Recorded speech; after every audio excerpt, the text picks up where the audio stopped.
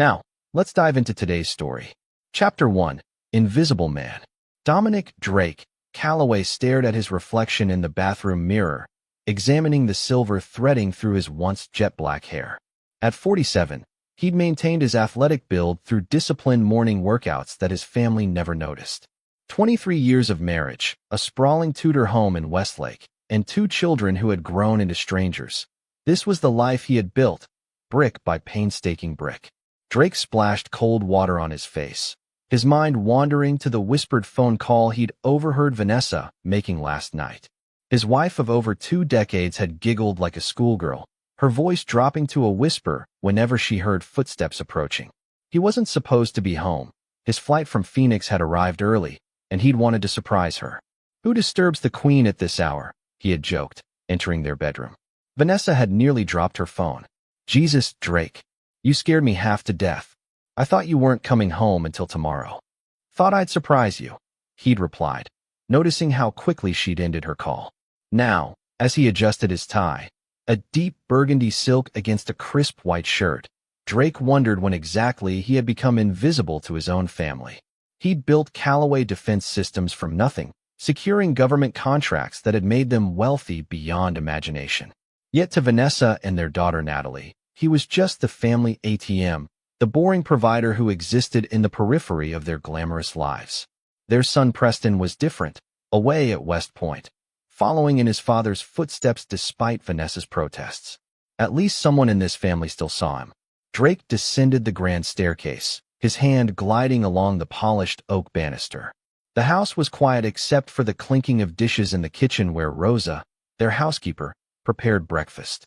The walls were lined with family photographs, smiling faces that told a story of perfect happiness. Drake knew better now. "Good morning, Mr. Calloway." Rosa greeted him warmly. "Coffee is ready." "Thank you, Rosa. Is Mrs. Calloway awake yet?" "No, sir. She came in very late last night." Drake nodded, adding cream to his coffee. "And Natalie?" "Miss Natalie said she'll be down shortly." Drake carried his coffee to his study, the one room in the house that was truly his. Behind the mahogany desk, he unlocked the bottom drawer and retrieved a small black notebook. Inside were dates, times, suspicious calls, late nights, a pattern emerging over the past 3 months. He wasn't a military intelligence veteran for nothing.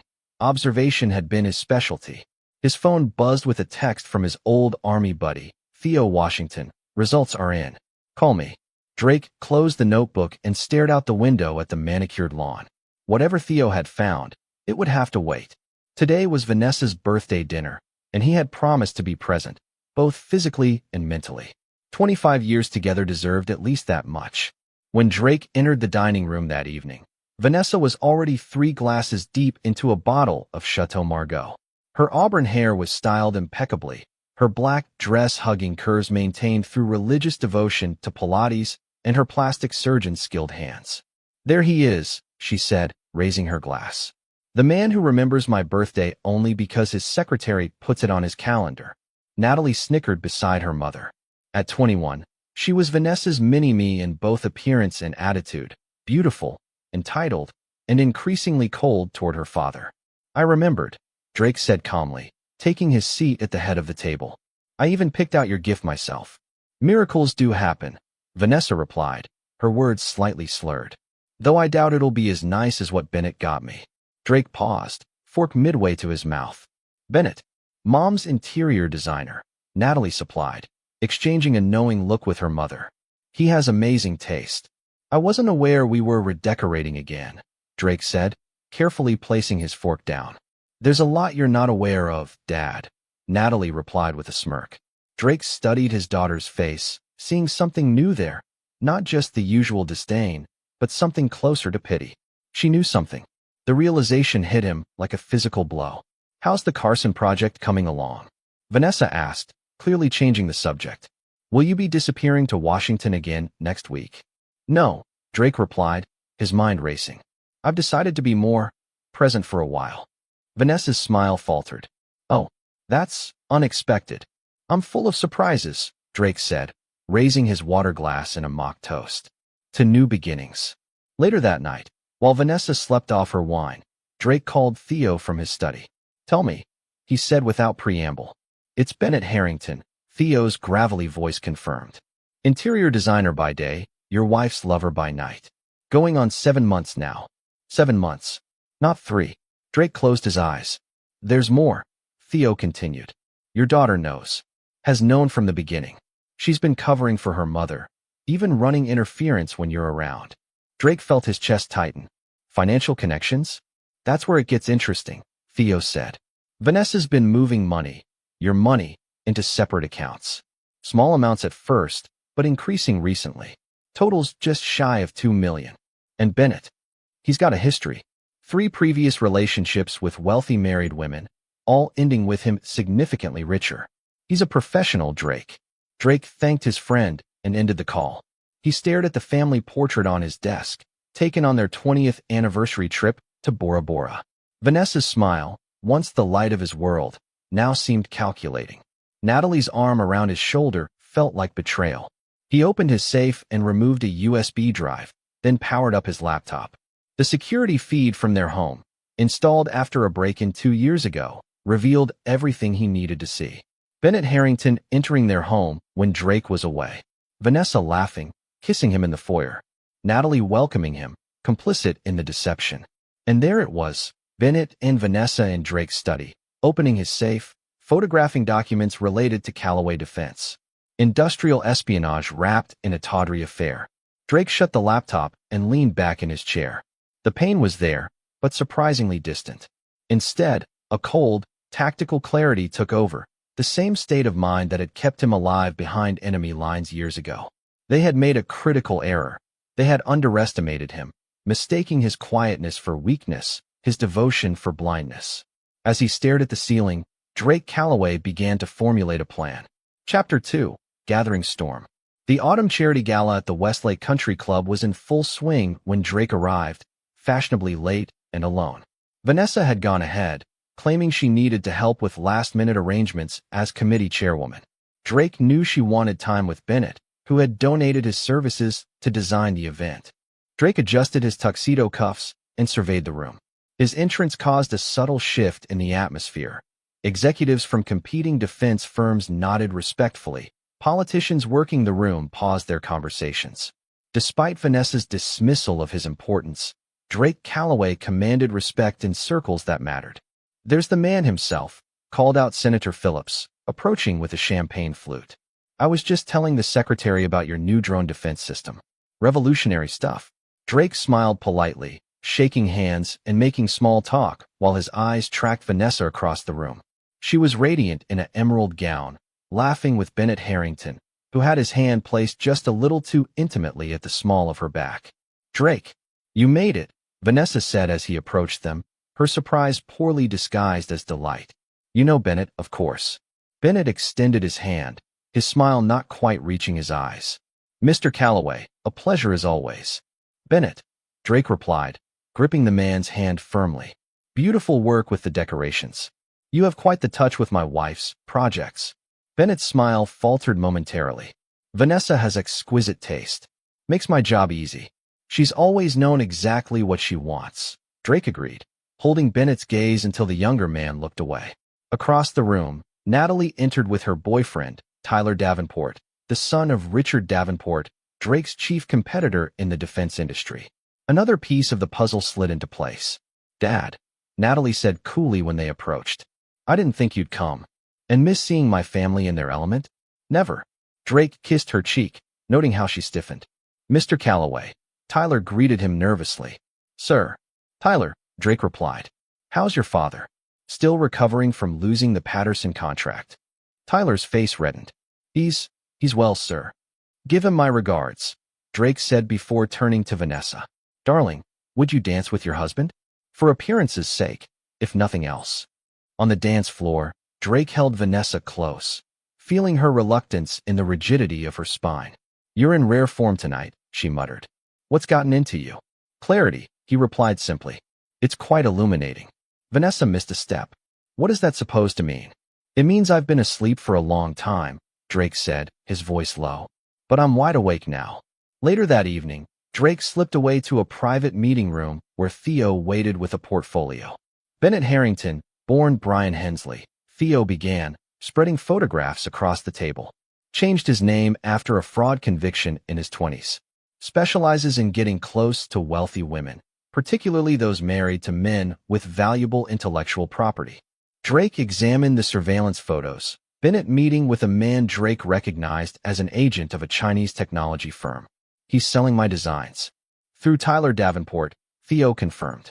The kid's in debt up to his eyeballs, gambling mostly. Bennett approached him 6 months ago. Tyler feeds the intel to his father, who passes it along for a hefty fee. And my daughter? Doesn't know about the espionage, far as I can tell. She just thinks her mother's having a fling, and she's helping keep you in the dark. She and Tyler started dating shortly after Bennett entered the picture, though. Probably not a coincidence. Drake nodded, his face impassive. And the accounts Vanessa set up? Offshore, but traceable. She's planning to leave soon. Tickets to Geneva next month for her and Bennett. One way. What about Preston? Has she contacted him? No. Your son appears completely in the dark. Drake gathered the photos and documents, slipping them into his briefcase. Thank you, Theo. I'll need one more favor. Name it. I need Preston home next weekend. Family emergency. Make it happen through official channels. Theo raised an eyebrow. You're not planning anything stupid, are you? Drake smiled thinly. On the contrary, I'm planning something very, very smart.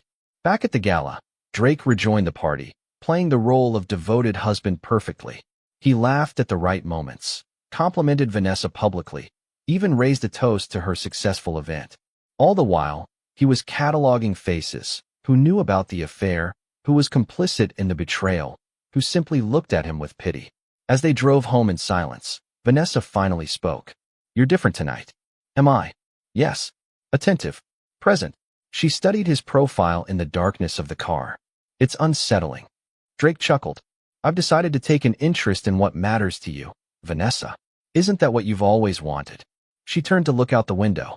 It's a little late for that, don't you think? It's never too late to wake up to what's happening right under your nose.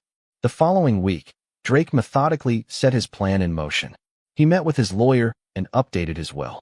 He transferred funds to secure accounts that only he could access. He contacted trusted colleagues at the Pentagon about security concerns. Each move was calculated, precise, and invisible to his wife and daughter. On Friday, he picked up Preston from the airport himself. Dad, what's going on? His son asked as they drove. My CO said it was a family emergency, but you look fine. It is an emergency, just not a medical one, Drake replied. I need you to trust me, son. Things at home are not what they seem. Preston studied his father's face. Is it Mom? Drake nodded silently. I knew something was off the last time I visited, Preston said. She hardly mentioned you, and Natalie was acting strange. He paused. Is Mom having an affair? Drake gripped the steering wheel tighter. It's more complicated than that. I'll explain everything. But first, I need you to follow my lead tonight. No matter what happens, remember that I have a plan. That evening, Drake arranged for a special family dinner. Vanessa, Natalie, Preston, and himself. He had Rosa prepare Vanessa's favorite meal and uncork a bottle of rare wine from their cellar. What's the occasion? Vanessa asked suspiciously as they gathered at the table. Can a man have dinner with his family? Drake replied pleasantly. Preston's home for the weekend. I thought we should celebrate. Natalie kept checking her phone beneath the table, clearly uncomfortable with her brother's presence. Preston watched the dynamics unfold with a soldier's observant eye, saying little.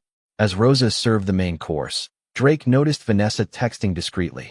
Probably Bennett, wondering why she wasn't available tonight. So, Preston, Drake said, how's West Point treating you? It's challenging, but good, Preston replied. My tactical planning instructor says I have your instincts. Drake smiled genuinely. High praise. Please, Natalie muttered. Like we need another military robot in the family. Natalie, Vanessa warned, though her heart wasn't in it. What? Natalie shot back. We all know Dad cares more about his precious defense contracts than his actual family. Drake took a sip of wine, unperturbed. Is that what you think, Natalie? It's what we all think, she said defiantly. You're never here, and when you are, you're locked in your study or taking calls. You're a nobody, Drake. Don't pretend you matter. The table fell silent. Vanessa looked uncomfortable, but didn't contradict her daughter. Honestly, we forget you exist half the time, Natalie added cruelly. Drake nodded slowly. as if absorbing a business proposal that required careful consideration. Then he clinked his fork against his glass, the crystal sound cutting through the tension. "This won't take long. Just 3 sentences," he said calmly. "I know about Bennett Harrington, the offshore accounts, and the industrial espionage." By the second sentence, Vanessa's face had gone pale, her wine glass frozen halfway to her lips. By the third, Natalie's phone had slipped from her fingers, clattering onto her plate. Preston looked between them all, understanding dawning on his face. Drake folded his napkin precisely and placed it beside his plate. "Preston, would you join me in my study?" "Vanessa, Natalie, I suggest you don't make any calls or leave the house.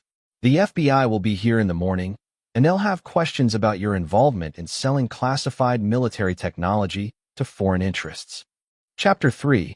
The Reckoning Begins. The grandfather clock in the hallway struck midnight as Drake poured 2 fingers of scotch for himself and his son. Preston sat across from him in the study, the family photos on the walls seeming to watch them with new eyes. "How long have you known?" Preston asked, his voice steady despite the shock. "Suspected for months. Confirmed last week." Drake swirled the amber liquid in his glass. "Your mother and Bennett Harrington have been selling my weapons designs to competitors and foreign entities. Tyler Davenport was their pipeline to his father's company." Preston's jaw tightened. "And Natalie?" "Covered for your mother's affair, though I don't believe she knew about the espionage. She was manipulated.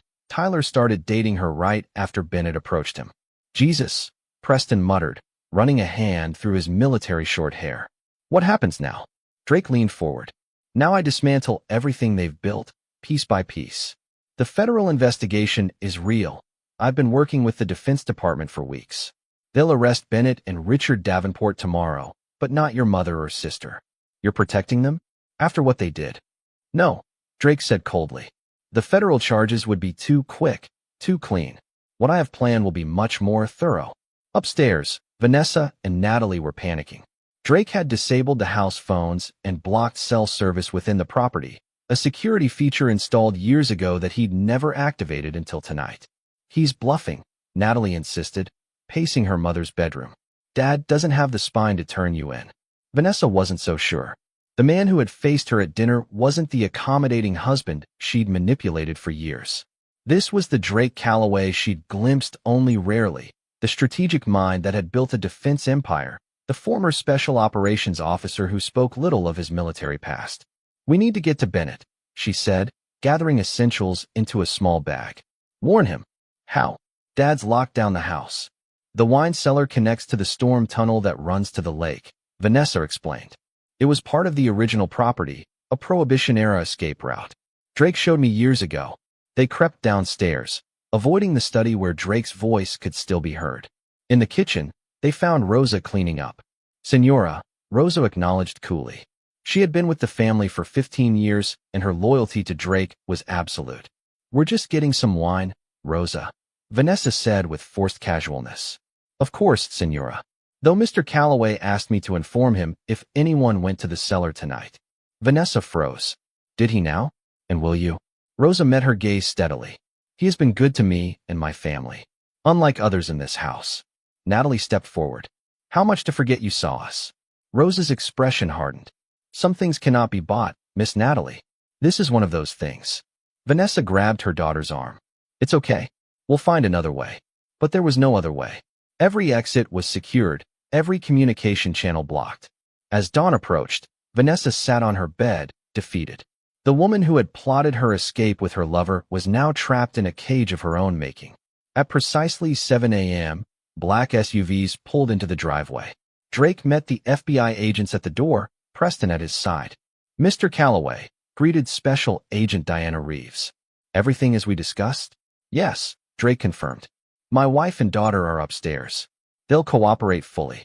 The agents spread throughout the house. Vanessa and Natalie were brought downstairs, shell-shocked as agents explained the situation. They were not being arrested, yet, but would be required to surrender their passports and remain available for questioning. "Drake," Vanessa pleaded as he prepared to leave with Preston. "You can't do this.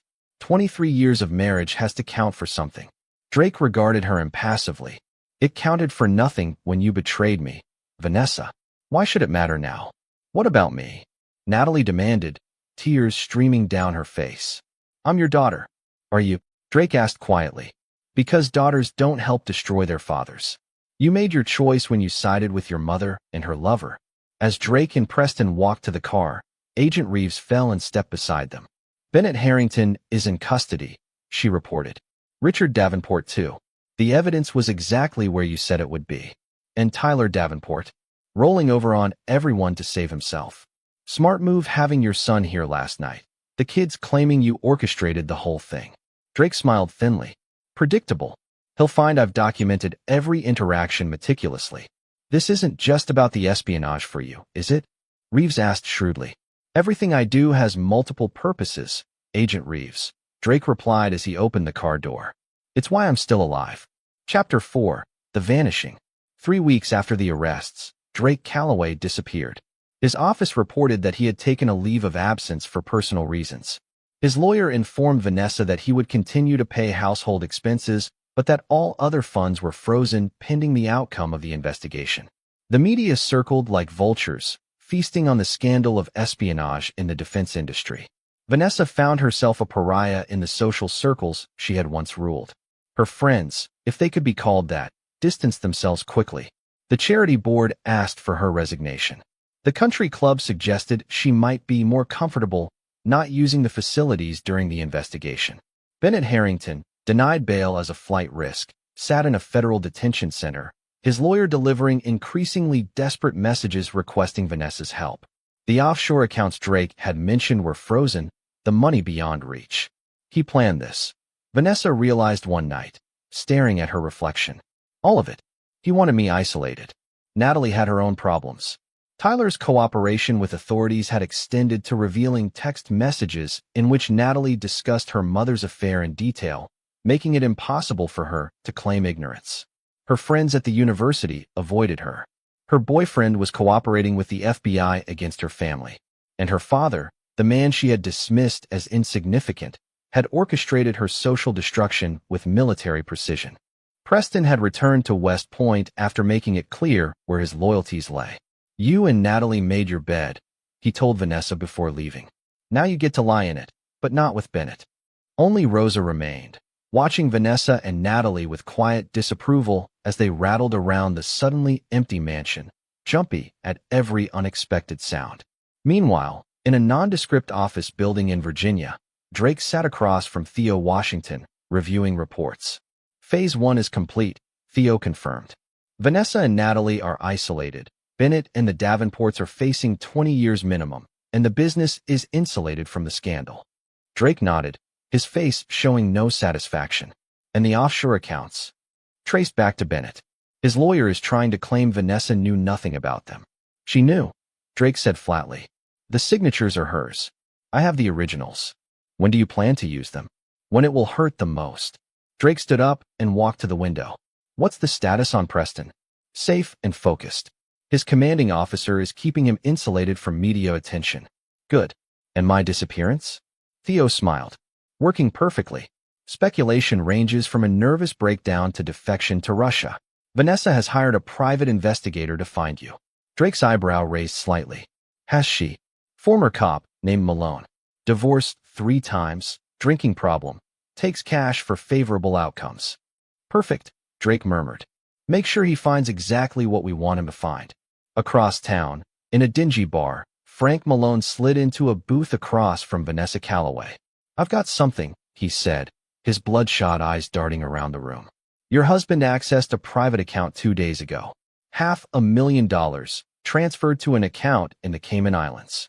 Vanessa leaned forward. Can you trace it? Already did. Account belongs to a woman named Sophia Laurent. French passport. Lives in Montreal. He slid a photograph across the table. The woman was stunning, dark-haired, elegant, at least 15 years younger than Vanessa. In the photo, she and Drake were entering a hotel, his hand at the small of her back. They've been seeing each other for at least 2 years, Malone continued. Regular meetings whenever he traveled to Canada or Europe. Vanessa stared at the photo, her hand shaking slightly. You're telling me that while he was building a case against me, he was having his own affair? Malone shrugged. Rich guys, you know? One set of rules for them, another for everybody else. What Vanessa didn't know was that Sophia Loren was a creation of Theo Washington, a deep-cover operative who had worked with Drake in his military days. The photographs were carefully staged, the trail deliberately laid. Back at the mansion, Natalie pounced on the information. "This is perfect. We can use this. If Dad was having an affair too, it makes you look less culpable." "It's not that simple," Vanessa said, pouring herself another glass of wine. "The espionage charges are the real problem. Bennett was selling Drake's designs, and I helped him." "Unwittingly," Natalie insisted. "You didn't know what those documents were." Vanessa gave her daughter a long look. "We both know that's not true. I knew exactly what I was giving Bennett." Natalie fell silent, confronted with the reality of her mother's actions for the first time. "Why, Mom? We had everything." "Because your father always made me feel invisible," Vanessa said bitterly. "He built his empire and expected me to be grateful for the scraps of attention he threw my way. Bennett made me feel seen." "And the money? The accounts?" Vanessa looked away. "Insurance. I wanted freedom on my terms." The next day, Vanessa contacted Bennett's lawyer, hoping to coordinate their defense. The response was immediate and devastating. Bennett Harrington had accepted a plea deal. In exchange for a reduced sentence, he was providing detailed testimony about Vanessa's active participation in the espionage. "He's claiming it was all your idea," the lawyer explained uncomfortably. "That you approached him, knowing his design connections, specifically to gain access to your husband's classified work." "That's a lie," Vanessa gasped. "He pursued me." "Maybe so, but he has emails and recordings that suggest otherwise." When the lawyer left, Vanessa collapsed into tears. Bennett, the man who had whispered promises of a new life together, was sacrificing her to save himself. That night, as Vanessa lay awake, her phone chimed with a text from an unknown number. He knew from the beginning. Everything was part of his plan. SL. Sophia Loren, Drake's mistress. Vanessa sat up, her heart racing, and replied, "What plan?" The response came seconds later. "To destroy you completely. Bennett was under surveillance from your first meeting. Drake was building his case while you thought you were deceiving him." Vanessa's blood ran cold. "Why are you telling me this?" "Because he's doing the same to me now. Be careful. He's not finished with you yet." The text conversation, of course, was Drake himself, another carefully laid piece in his elaborate chess game. The seed of paranoia now planted, he waited for it to grow. In Virginia, Drake and Theo reviewed the next phase of the plan. "Bennett's plea deal is secure," Theo reported. "He'll serve 10 years minimum, and he's completely thrown Vanessa under the bus." As expected, Drake nodded. Loyalty isn't in his nature. The Sophia Loren texts. Delivered. "Vanessa will be looking over her shoulder now, wondering what else I have planned." Drake's expression remained impassive. "It's time for phase 2. Release the financial evidence to the prosecutors. All of it. Every signature, every transfer, every conversation about the money. Make sure copies reach Natalie as well. It's time she understood exactly who her mother is." 2 days later, Natalie sat in the mansion's library, staring at the documents a courier had delivered. Bank transfers, signed authorizations, recorded conversations, irrefutable evidence of her mother's calculated betrayal. Not just of Drake, but of their entire family, including her. When Vanessa returned from her lawyer's office, looking shell-shocked, Natalie confronted her. "You told me you loved him," she said, her voice shaking as she held up the documents. "You told me Dad neglected you, that Bennett understood you. But it was always about the money, wasn't it?" Vanessa stared at the papers in horror. "Where did you get those?"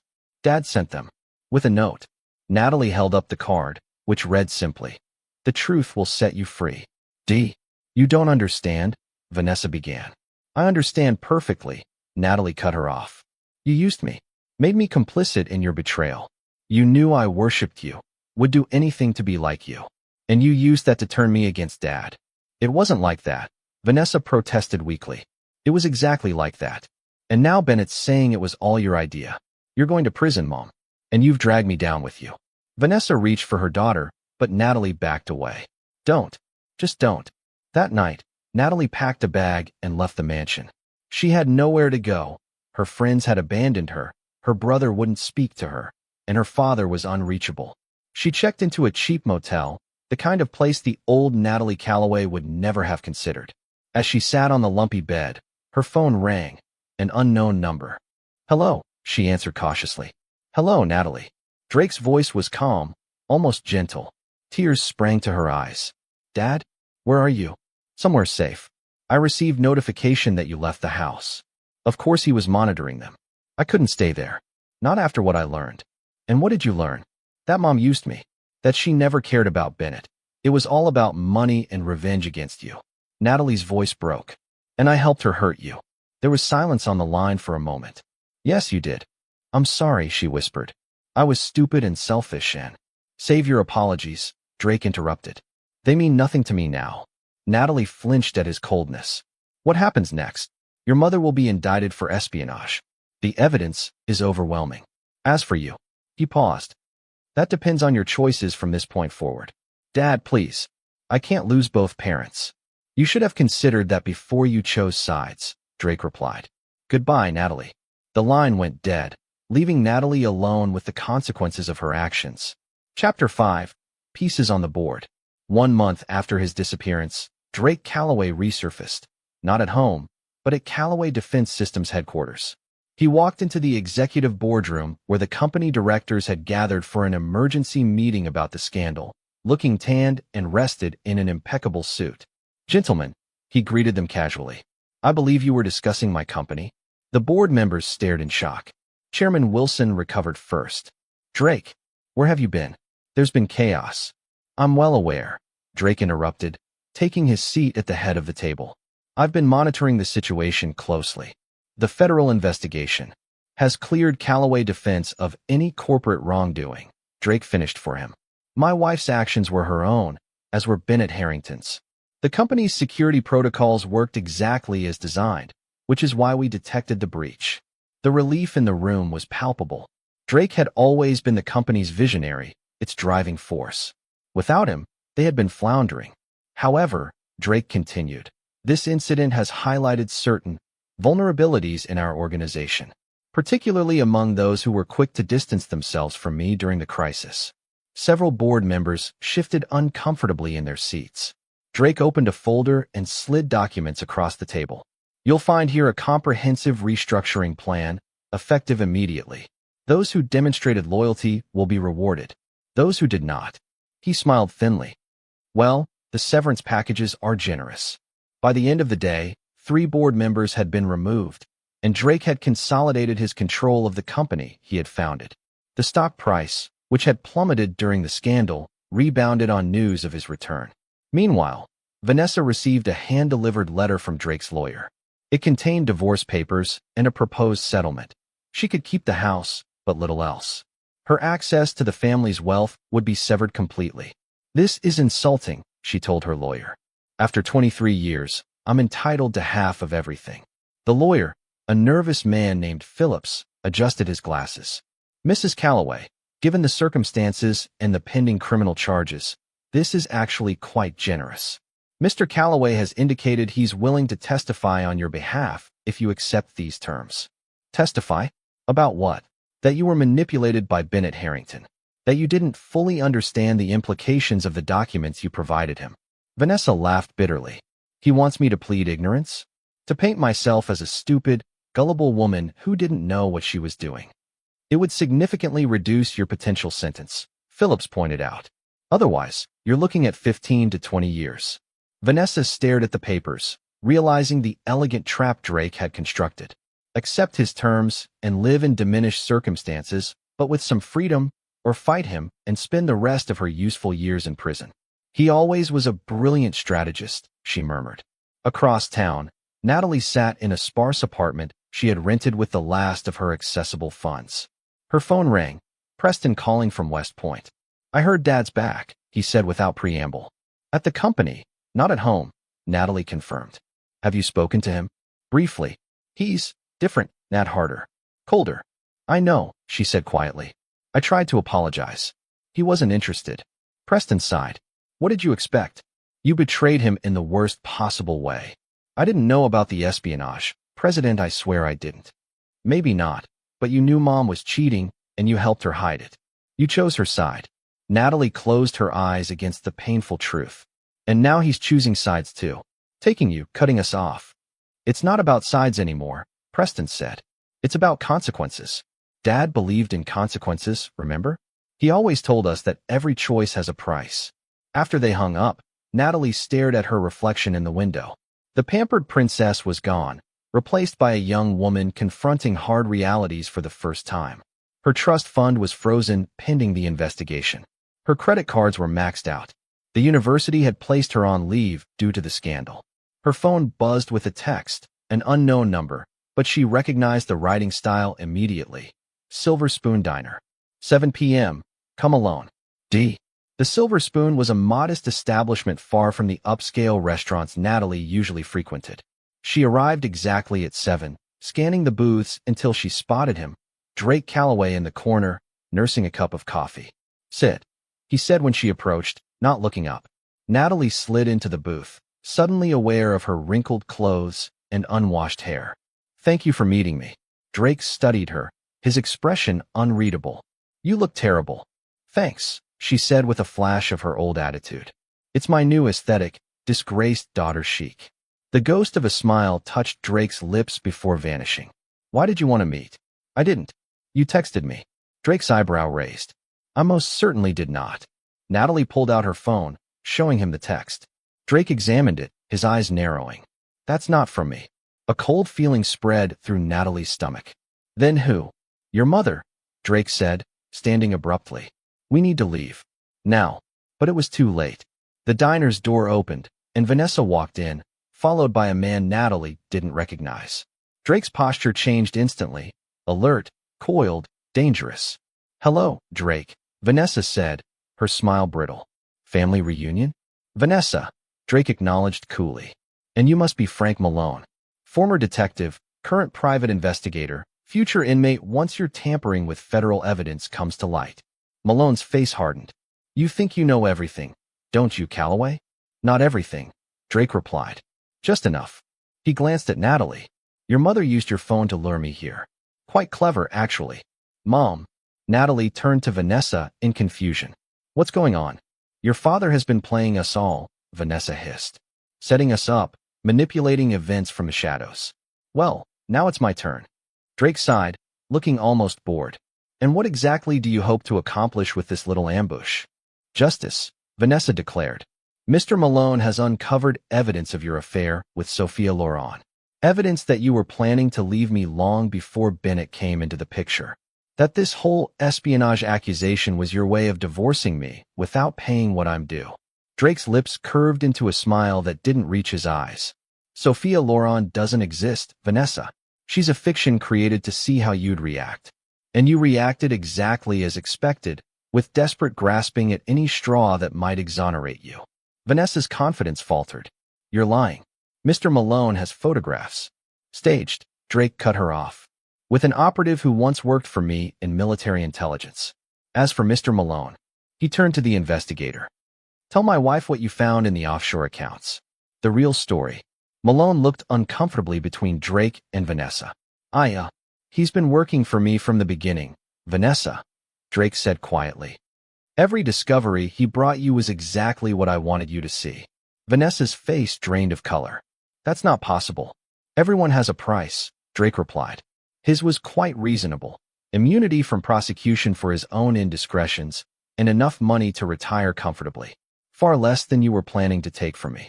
Natalie watched the exchange in horror, finally understanding the depth of her father's strategic mind. He hadn't just been reacting to their betrayal.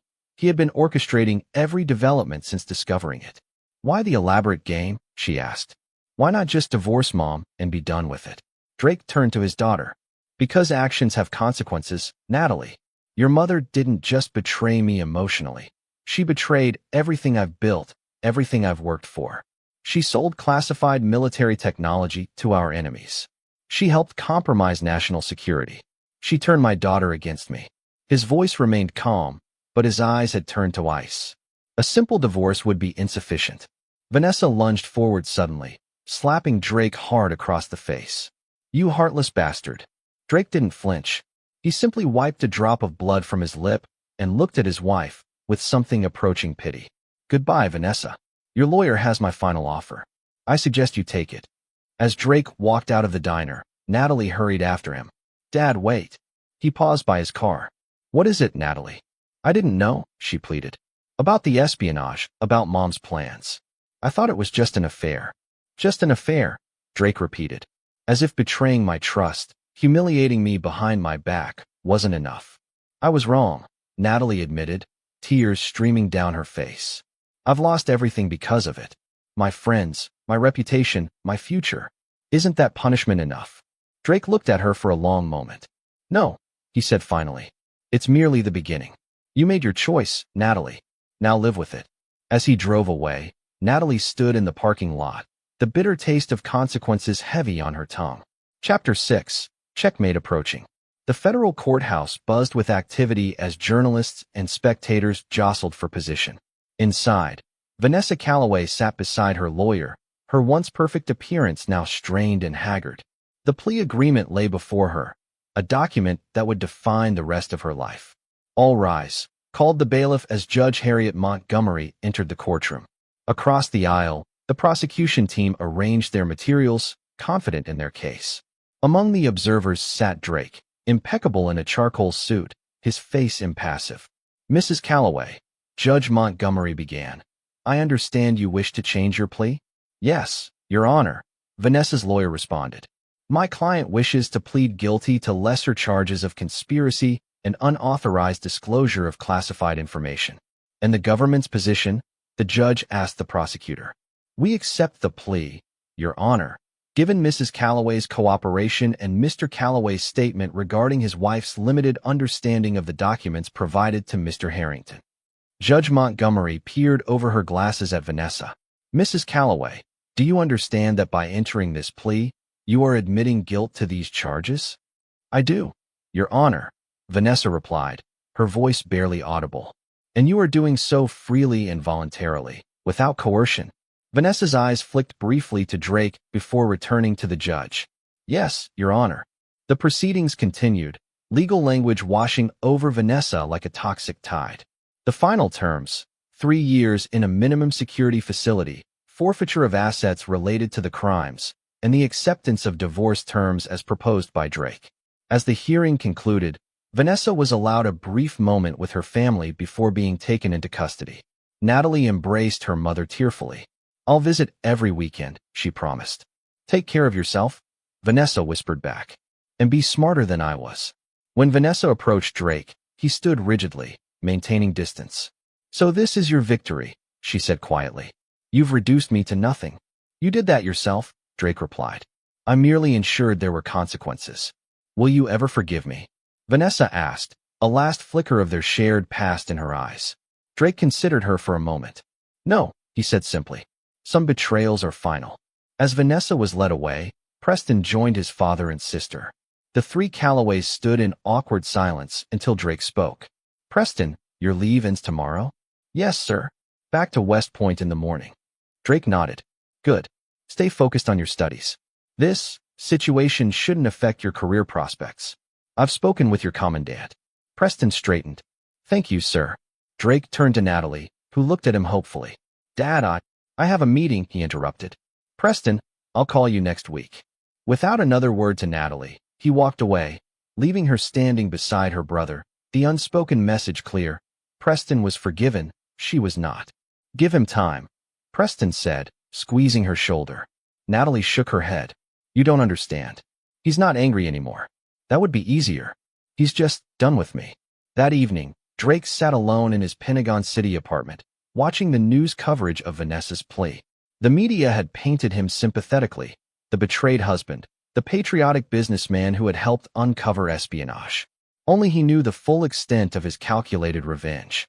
His phone rang. Theo Washington. It's done, Theo reported. Bennett Harrington has been processed into federal prison. He's already receiving a warm welcome from inmates who don't appreciate traitors. And Tyler Davenport? Cut a deal.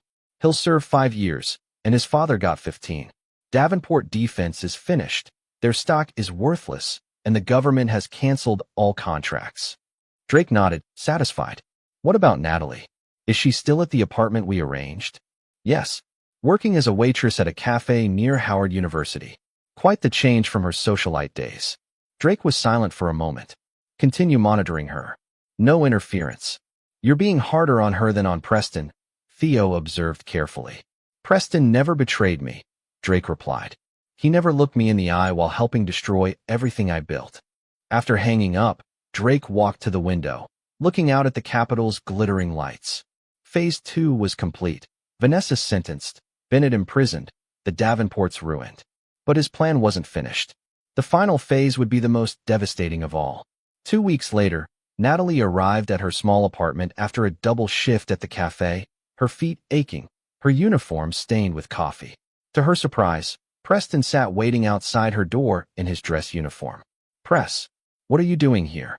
He stood, his expression grave. We need to talk. Inside, Preston paced the tiny living room while Natalie made coffee. Dad's selling the house, he announced. All of Mom's belongings are being packed up and put in storage until her release. Natalie shrugged. Not surprising. He hasn't lived there since everything happened. That's not all. He's resigning as CEO of Callaway Defense.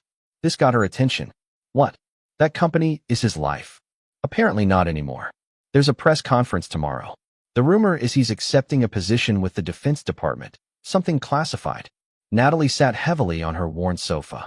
He's erasing every trace of his old life, including us. Preston sat beside her. Not me, he said quietly. He calls regularly, checks on my progress. He's even mentioned getting me a position at the Pentagon after graduation. The unspoken truth hung between them. Drake had emotionally excised Vanessa and Natalie from his life while embracing Preston. The family was permanently, irrevocably fractured. I've tried everything, Natalie said, tears welling. Letters, calls, emails. He won't respond. You chose Mom's side, Preston reminded her gently. In Dad's world, loyalty is everything. So that's it. I made one mistake, and I'm dead to him forever. Preston considered his words carefully. Dad was in special operations before he founded the company. He never talks about it, but I've heard stories. There was an incident in Kosovo. His unit was betrayed by their translator. Everyone except Dad was killed in an ambush. What happened to the translator? Natalie asked, already guessing the answer. He disappeared. Completely. No body was ever found. Preston met his sister's eyes. Dad doesn't give second chances to traitors, Nat. Not ever. The next day, Drake Callaway stood at a podium, cameras flashing as he announced his departure from the company he had built from nothing. After 20 years of leading Callaway Defense Systems, I've accepted a position as Special Advisor to the Secretary of Defense, he said, looking confident and rejuvenated. The company will remain in capable hands, continuing our mission of protecting American interests at home and abroad. A reporter called out, Mr. Callaway, how has the recent scandal involving your wife affected this decision? Drake didn't flinch. My personal circumstances are separate from this professional transition. Next question. Are the rumors true that you're dating Congresswoman Diane Reynolds? A slight smile touched Drake's lips. My private life will remain private. This press conference is about Callaway Defense, not about me. Watching the broadcast in her apartment, Natalie felt a chill. The man at the podium was a stranger, confident, powerful, completely unmoved by the destruction of his family. He had rebuilt himself, phoenix-like, from the ashes of their betrayal. Her phone buzzed with a text from a blocked number. Final phase begins tomorrow. Prepare yourself. D. Natalie stared at the message, her heart racing. What more could he possibly do? Chapter 7. The Return. 1 year to the day after the dinner where everything had changed, Drake Callaway returned to the mansion. The property had sat empty since Vanessa's imprisonment, maintained by a skeleton staff but devoid of life. Now, as his sleek black SUV pulled into the circular driveway, lights blazed from every window. Inside, Rosa supervised a team of caterers preparing an elaborate dinner. Fresh flowers adorned every surface, and the dining table was set with the family's finest china and crystal. Perfect timing, Mr. Callaway, Rosa greeted him. Everything is ready, just as you requested. Drake nodded, surveying the familiar space with detached interest. And our guests? Mr. Preston is already here. Miss Natalie is on her way. The others will arrive at 7, as instructed. Drake climbed the stairs to the master suite, now completely redecorated, erasing any trace of Vanessa's presence. He showered and changed into a tailored suit, then opened his safe and removed a sealed envelope. Downstairs, Preston waited in the study, examining the changes his father had made. The family photos had been replaced with artwork and military memorabilia. It was as if Vanessa and Natalie had never existed. "Dad." Preston greeted him with a firm handshake. "Place looks different." "Necessary renovations," Drake replied. "How was the drive from West Point?" "Fine." Natalie called me in a panic. "She doesn't know what this dinner is about." Drake's expression revealed nothing. "She'll understand soon enough." The doorbell rang, and moments later, Natalie entered the study. Gone was the pampered princess of a year ago. This Natalie was thinner, her expression guarded, her clothing simple but elegant. A year of working menial jobs and living on her own had transformed her. "Dad," she said cautiously. "Thank you for inviting me." Drake nodded once, not quite meeting her eyes. "Preston, would you give us a moment?" When they were alone, Drake motioned for Natalie to sit. "You've been working at the cafe for a year now," he stated. "Yes," she confirmed. "And taking night classes in business administration." "I know," Drake said. "I've had you watched." Natalie didn't seem surprised. "Monitoring the enemy?" "Observing your choices," he corrected. "You could have taken easier paths. Your mother's friends offered help. You refused." "Those weren't my friends," Natalie said bitterly. "They were social climbers who dropped me the moment I wasn't useful." Drake studied her for a moment. "Why did you side with your mother, Natalie?" "The truth, this time." Natalie met his gaze directly. "Because she convinced me you didn't care about us. That your work and your ambitions were more important than your family. And I believed her because—" She hesitated. Because you were distant," she admitted. "Always working, always focused on the company or government contracts. Mom was there, present. It was easy to believe her version of events." Drake nodded slowly. "A careful manipulation. Vanessa was always skilled at those." "I was wrong," Natalie said. "I understand that now. But it doesn't change what I did." Before Drake could respond, Rosa appeared at the door. "The other guests have arrived, Mr. Calloway." In the formal living room, Natalie was shocked to find a gathering of Washington's elite, senior military officers, Defense Department officials, members of Congress, and prominently, Congresswoman Diane Reynolds, the elegant, silver-haired former prosecutor who had been linked to Drake in recent months. "What is this?" Natalie whispered to Preston. "I'm not sure," he admitted. "But whatever Dad's planning, it's big." Drake commanded attention without effort, moving through the room with the confidence of a man who belonged at the center of power. Natalie watched as he introduced Preston to key figures, deliberately positioning his son for future advancement. Dinner was served with military precision, the conversation flowing around topics of national security and defense policy. Natalie, seated far from her father, observed how different he seemed in this environment. Engaged, occasionally even charming, respected by everyone present. After dessert, Drake stood, tapping his glass for attention. "Thank you all for coming tonight. 1 year ago, my life changed dramatically, personally and professionally. Many of you helped me navigate that transition, and I'm grateful." Murmurs of support rippled through the room. "Tonight marks a new beginning," Drake continued. "Secretary Matheson has asked me to head a newly formed division at the Pentagon, focusing on counterintelligence and defense technology protection. I've accepted." Applause broke out, with Secretary Matheson raising his glass in acknowledgement. "Additionally," Drake added, "I've decided to make some personal changes." He glanced at Diane Reynolds, who smiled warmly. "But before we discuss the future, there's one piece of unfinished business from the past." He motioned to Rosa, who handed him the sealed envelope from upstairs. "This contains information that some of you have been seeking regarding the espionage case involving my former wife. I've decided it's time for full disclosure." Natalie tensed. What new revelation was coming? Drake opened the envelope and removed several photographs. "These images confirm what we suspected but couldn't prove, the involvement of foreign intelligence in the theft of sensitive defense technology. My former wife wasn't just helping her lover sell secrets for profit. She was knowingly working with agents of a hostile foreign power." Gasps and murmurs filled the room as Drake passed the photographs to Secretary Matheson. Natalie caught glimpses of her mother meeting with unidentified men, exchanging documents in shadowy settings.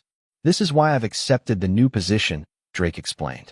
"This breach was personal for me, and I'm committed to ensuring it never happens to anyone else." The discussion that followed was technical and political, with various officials weighing in on implications and responses. Through it all, Natalie sat frozen, the final pieces of her mother's betrayal now clear. Vanessa hadn't just cheated on her husband and stolen his work, she had committed treason. As the evening concluded and guests departed, Natalie found herself alone with Drake on the terrace. The night air was cool, the garden below illuminated by soft landscape lighting. "Were those photographs real?" she asked quietly. Drake nodded. "I've had them for over a year. I chose not to release them during the trial." "Why show them now?" "Because Vanessa is seeking early release on medical grounds," Drake replied. "These ensure that won't happen." Natalie absorbed this. "You're making sure she serves every day of her sentence." "Actions have consequences," Drake said simply. She made her choices knowing the risks. "And me?" Natalie asked, her voice barely above a whisper. "Have I served my sentence?" Drake turned to look at her fully for the first time that evening. "That depends on what you've learned." "I've learned that nothing is more important than loyalty," she said. "That actions have lasting consequences. That I can't expect forgiveness just because I'm sorry." "Good lessons," Drake acknowledged. "Expensive ones." "What happens now?" Natalie asked. Drake considered her for a long moment. "Now you continue on your path. Finish your education. Build your own life. Without you in it," Natalie concluded. "I didn't say that," Drake responded. "But our relationship will never be what it was. Too much has happened." He handed her a business card with a phone number handwritten on the back. "My private line. Use it if you need me." Not before. It wasn't forgiveness, not quite. But it was something. A door left slightly ajar rather than permanently closed. As Natalie drove back to her apartment that night, she realized that her father's revenge had never been about destroying those who betrayed him. It had been about rebuilding himself, stronger and more powerful than before, while they were left to witness his resurrection from the ashes they had created. Chapter 8. Ghosts of the Past. 2 years after the fateful dinner, Drake Calloway had fully reinvented himself. As Assistant Secretary of Defense for Technology Security, he commanded respect in Washington's corridors of power. His relationship with Diane Reynolds had evolved into a partnership of equals, two powerful individuals who understood each other's ambitions and supported them completely. Preston had graduated from West Point with honors and now served as a lieutenant in Army intelligence, his career path clearly influenced by his father's connections and guidance. Natalie had completed her business degree and secured a position with a technology startup, living modestly but independently. Vanessa remained in federal prison, her appeal for early release denied after the revelation of her connections to foreign agents. Bennett Harrington had become a model prisoner, writing a memoir about his unwitting involvement in espionage that publishers had universally rejected. On a crisp autumn morning, Drake sat in his Pentagon office, reviewing classified reports on technology theft attempts by foreign operatives. His secure phone line rang, the FBI liaison. "Calloway," he answered briskly. "Sir, there's been an incident at FCI Danbury," the agent reported, "involving Vanessa Calloway." Drake's expression didn't change. "What kind of incident?" "She attempted suicide, sir. She's in stable condition, but the prison psychologist is concerned. She's requesting to see you." "Denied," Drake replied without hesitation. "Forward any relevant security information to my office, but I have no interest in personal contact." "Understood, sir. There's one more thing. Before the attempt, she mailed letters to several people, including you and your daughter. They were intercepted in security screening. Contents, mostly personal, sir, but there were references to someone named the handler, possibly her foreign contact. We're investigating." Drake's interest sharpened. "Send me copies immediately." Within the hour, Drake was examining scans of Vanessa's letter. Her handwriting, once elegant, had become erratic, the contents rambling between apologies and accusations. But certain passages stood out. "The handler promised we would be protected. He lied to us all. Bennett doesn't know the real reason behind everything. I did it for us, Drake. For our future. You were getting too close to what they were hiding." Drake read the letter multiple times, his tactical mind processing the implications. Vanessa was suggesting a deeper conspiracy beyond the affair and espionage, something that Drake himself had been investigating before the betrayal. He was still contemplating this when his assistant announced an unexpected visitor, Natalie. She entered his office hesitantly, looking professional in a simple suit, her hair pulled back. Thank you for seeing me, Dad. Drake nodded, indicating she should sit. What brings you to the Pentagon? Mom tried to kill herself, Natalie said bluntly. I thought you should know. I was informed, Drake replied. FBI protocol. Natalie studied her father's impassive face. Don't you care at all? My personal feelings are irrelevant. It's a security matter now. Because of the handler? Natalie asked. Drake's eyes narrowed. How do you know that term? Mom mentioned him in her letters to me over the past year. I thought it was prison paranoia until the FBI contacted me this morning. She placed several envelopes on his desk. These are all her letters. I think you should read them. Drake examined the stack. You kept correspondence with her? She's still my mother, Natalie said simply. Despite everything. Drake began reviewing the letters while Natalie waited silently. As he read, a pattern emerged. Vanessa had been dropping breadcrumbs, hinting at a larger conspiracy involving something called Project Lazarus that Drake had apparently been investigating before her betrayal. Did you know, Drake finally asked, what these references meant? Natalie shook her head. I thought she was delusional. But after her suicide attempt, I started wondering if there was more to the story. Drake leaned back, his mind racing. 3 years earlier, he had indeed been looking into irregularities in a classified defense project. Experimental technology that had officially been abandoned but might have continued under deep cover. His investigation had mysteriously stalled right around the time Vanessa's affair began. Why are you bringing this to me now? He asked Natalie. Because whatever the handler is, Mom is terrified of him.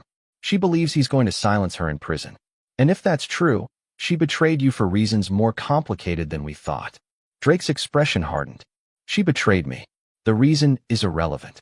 What if she was threatened? What if they used her to get to you because you were investigating something they wanted hidden? That doesn't excuse her choices, Drake said coldly. Or yours. Natalie met his gaze steadily. No, it doesn't. But it might explain them. She stood to leave. I'm going to visit Mom tomorrow. If you want to know what else she knows, this might be your last chance. After Natalie left, Drake called Theo Washington, now his chief security advisor at the Pentagon. I need you to reopen the Lazarus file, he said without preamble. And I need enhanced security for Vanessa at Danbury. Discreetly. Lazarus. Theo sounded surprised. That's ancient history. What's happened? Possibly nothing. Possibly everything. Just do it. The next morning, Drake surprised Natalie by meeting her outside FCI Danbury. I'll give her 15 minutes, he said. No more. Vanessa Calloway barely resembled the elegant socialite who had once ruled Washington's charity circuit. Prison had aged her dramatically, and the suicide attempt had left her physically weakened. When Drake entered her hospital room, her eyes widened in disbelief. Drake. Her voice was hoarse. You came. Not for you, he clarified. For information. Vanessa nodded weakly. The handler. You found my messages. Who is he? Drake demanded. I never knew his real name. He approached me 3 years ago at the Winter's charity auction. Charming, sophisticated. He knew everything about us. Our marriage problems, your work, your investigation into Lazarus. Go on, Drake prompted when she paused. He said you were digging into something dangerous. That powerful people wanted you stopped. He offered me a choice. Help divert you with a personal crisis, or they would eliminate you permanently. So you began an affair to distract me? Drake's voice was skeptical. It wasn't supposed to be real, Vanessa insisted. Bennett was recruited too. He didn't know the full picture, just that he needed to get close to me.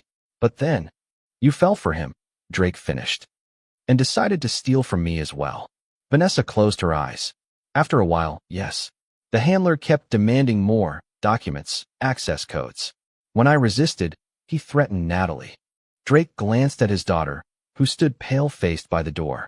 Why didn't you come to me? Would you have believed me? Vanessa asked bitterly.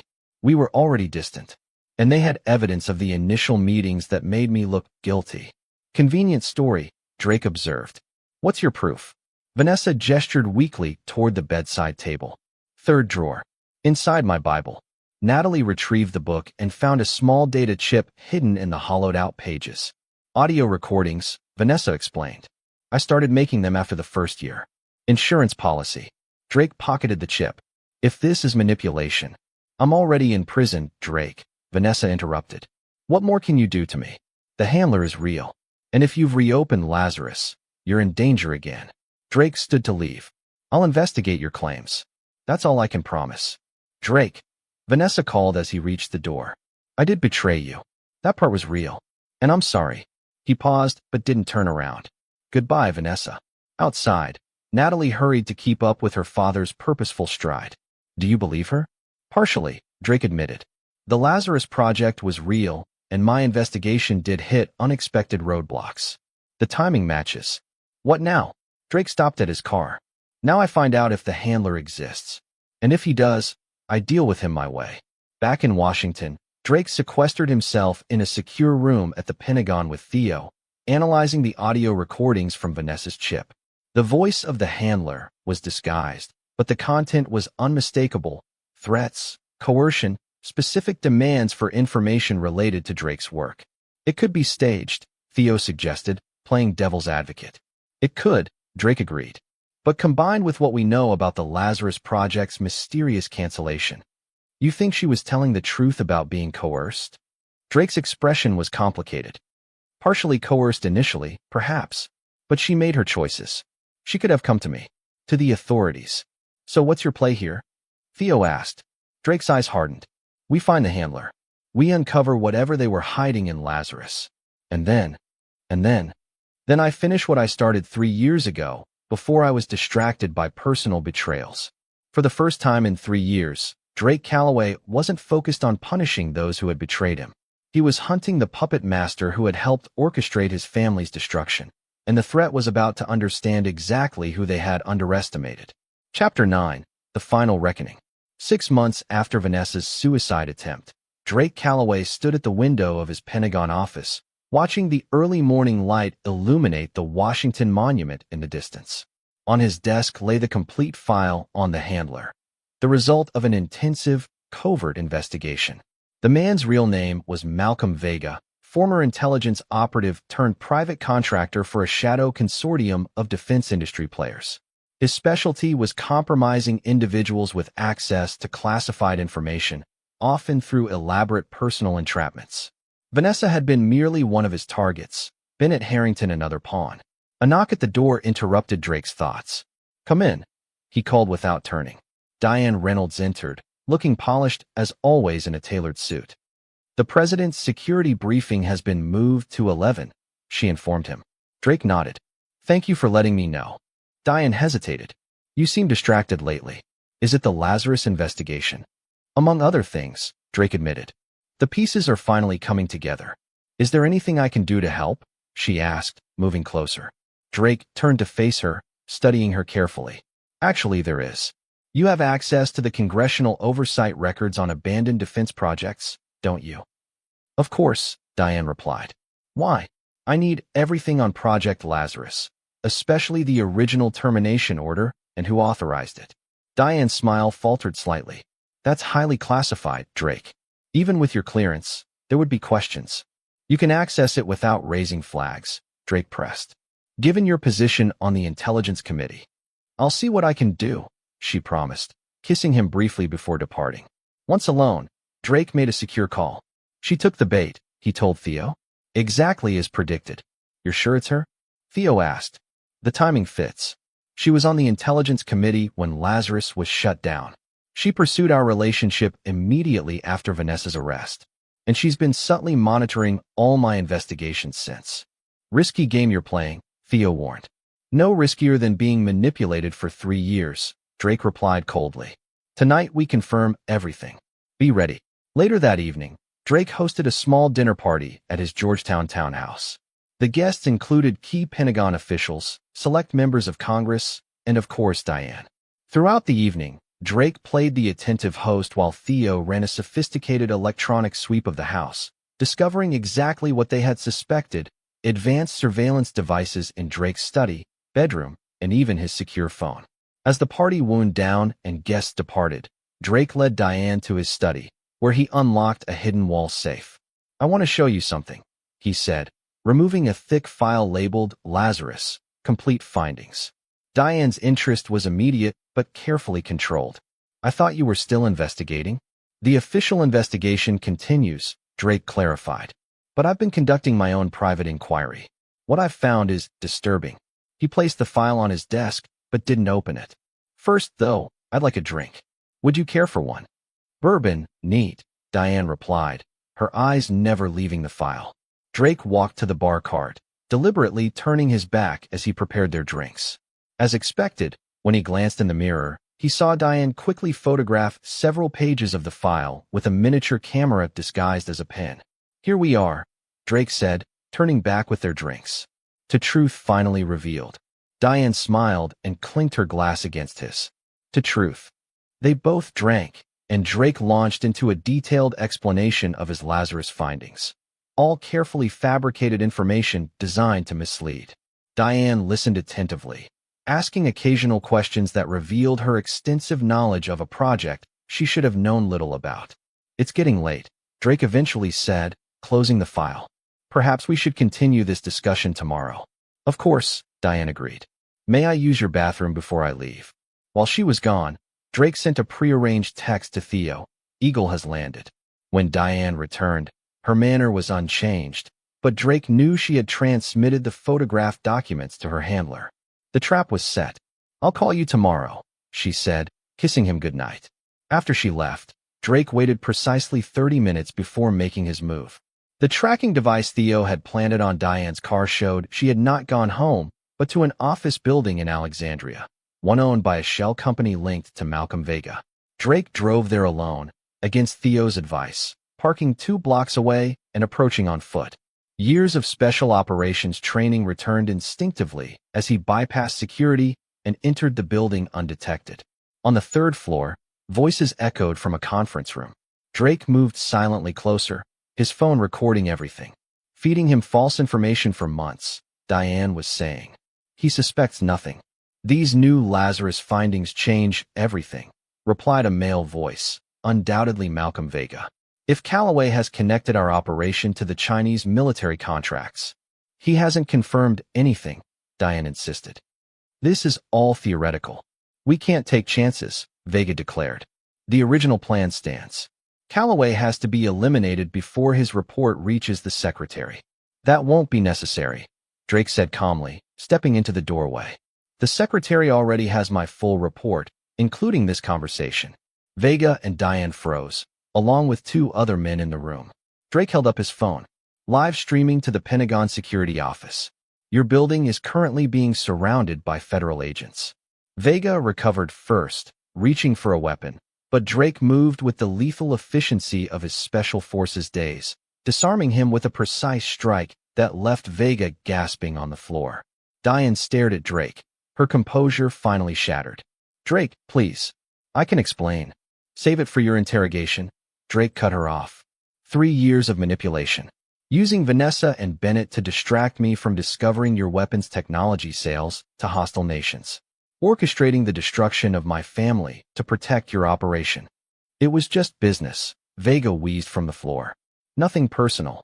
Drake looked down at him with cold contempt. You made it personal when you targeted my family. That was your mistake. Within minutes, federal agents stormed the building, arresting Vega, Diane, and their associates. As they were led away, Diane made one last appeal. Drake, we had something real, she insisted. It wasn't all a lie. Drake regarded her impassively. Everything with you was a lie. The difference is, I knew it from the beginning. In the aftermath, the full scope of the conspiracy was revealed. Malcolm Vega had been running an elaborate operation selling classified weapons technology to foreign powers, using Diane's position on the Intelligence Committee to protect their activities. When Drake's investigation into Project Lazarus threatened to expose them, they orchestrated Vanessa's affair and the subsequent espionage scandal to discredit and distract him. 1 week after the arrests, Drake visited Vanessa in prison. She looked marginally better than during her hospital stay, though still a shadow of her former self. You were right about the handler, Drake acknowledged. Vega has been arrested, along with his entire network, including Diane Reynolds. Vanessa's eyes widened. Your girlfriend? She was part of it. She was Vega's partner from the beginning, Drake confirmed. Sent to monitor me after your arrest. And you knew? I suspected after reading your letters. I confirmed it 6 months ago and have been building a case since. Vanessa absorbed this. So I was manipulated into betraying you, and then you were manipulated into a relationship with another traitor. There's some poetry in that. Drake didn't smile. Manipulation doesn't absolve choice, Vanessa. Vega may have targeted you, but you chose to continue the affair, to steal from me, to turn our daughter against me. You could have come to me at any point. I know, Vanessa admitted. I made my choices. I'm paying for them. Drake stood to leave. Your cooperation in the Vega investigation will be noted in your record. It might help with a future parole hearing. Drake, Vanessa called as he reached the door. Does this change anything between us? He paused. No, he said finally. Some bridges can't be rebuilt once they're burned. When Drake returned to Washington, he found Natalie waiting in his office, having been granted access by Theo. The past year had transformed their relationship from complete estrangement to a cautious, formal reconnection, professional but distant. I heard about Diane and the handler, she said. It's all over the Pentagon. Drake nodded. Justice finally served. And Mom? Did you see her? Yes. She confirmed what we suspected about the initial manipulation, but it doesn't change the choices she made after. Natalie studied her father. Does it change how you feel about what happened? Drake considered the question carefully. It contextualizes it. Doesn't excuse it. And me? Natalie asked, the question she had been working toward for over a year. Does knowing I was manipulated by both Mom and Tyler change how you feel about my betrayal? Drake met his daughter's gaze directly. You chose your side, Natalie. You had opportunities to come to me with your concerns, to question what was happening. You didn't. I know, she acknowledged. And I've accepted the consequences. I've built a new life without your help, proven I can stand on my own. Yes, you have, Drake agreed. That counts for something. A pregnant silence filled the room before Natalie spoke again. Preston is being deployed next month. He suggested a family dinner before he leaves. Just the three of us. Drake's expression remained unreadable. When? Saturday. At my apartment. Nothing fancy. Drake nodded once. I'll be there. It wasn't forgiveness. Drake Calloway did not forgive betrayal, not even when it came from his daughter. But it was acknowledgement. Recognition that she had faced her consequences and emerged stronger. That was all he could offer. 3 days later, Drake attended the sentencing of Malcolm Vega and Diane Reynolds. Both received lengthy prison terms for espionage and conspiracy. As they were led from the courtroom, Diane caught Drake's eye one last time, searching for any hint of the emotion she had thought they shared. She found none. Drake Calloway watched impassively as the architects of his family's destruction were led away in chains. He had rebuilt himself from the ashes they had created, emerging more powerful than before. That evening, he sat alone in his study, reviewing the final report on the Lazarus investigation. The conspiracy had been completely dismantled, the stolen technology recovered, the traitors imprisoned. Justice had been served. A knock at his door revealed Preston in his dress uniform, ready to ship out to his deployment. Sir, he greeted his father formally. I wanted to stop by before leaving. Come in, Drake invited, pouring 2 glasses of bourbon. To your first deployment. They drank in comfortable silence before Preston spoke again. I saw the Vegas sentencing on the news. Quite the takedown. Justice delayed, Drake replied, but not denied. And Natalie's dinner this weekend? Will you really come? Drake nodded. I said I would. Preston studied his father. She's worked hard to rebuild herself. Not unlike you.